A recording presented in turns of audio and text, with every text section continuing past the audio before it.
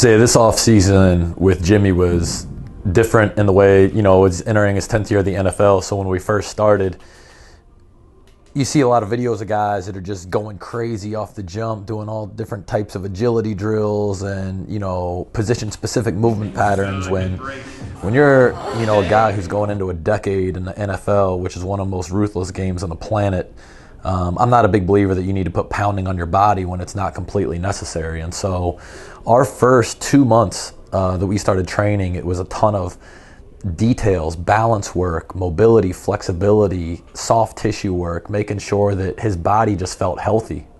If you've ever had exposure to an NFL athlete, whether it be during the season or right after the season, every single guy will tell you how depleted that their body is, how poor it feels. They don't have the same movement patterns, the same mobility. Everything hurts. It's difficult to just walk.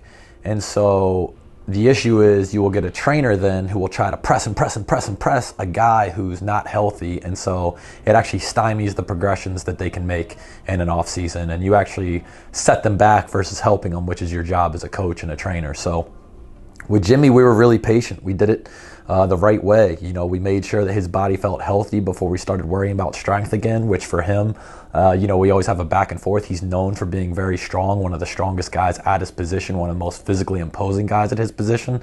So when you take 60 straight days and are putting him through balance work, mobility work, flexibility work, that requires a lot of trust both ways. And we've earned that over our 8 years of working together.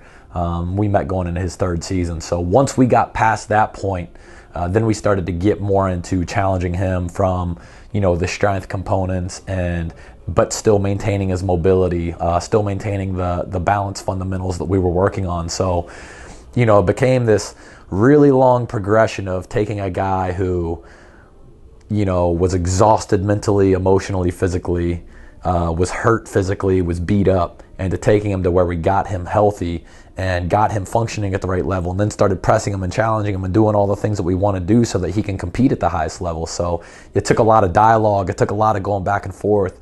It took us having a deep friendship to be able to have difficult conversations about what he wanted to do and what he was used to doing versus where we were in reality. And as time pushed on, it continued to earn trust from me of him saying, okay, him really wanting to add in new things and me saying, okay, you've earned it at that point. And then me seeing that, he was trying to push too hard and having to scale him back versus his competitive nature hasn't really allowed him to do that over his first decade in the NFL. And what we ended with was two guys with a lot of experience working with each other who are willing to listen to each other and work with each other and have a lot of fun along the way, but have a lot of difficult conversations too. And what we ended up with is, we had 22 in the best shape of his life, from a conditioning standpoint, physical standpoint, health standpoint, functionality standpoint, everything he can do on the field, where his mentality was.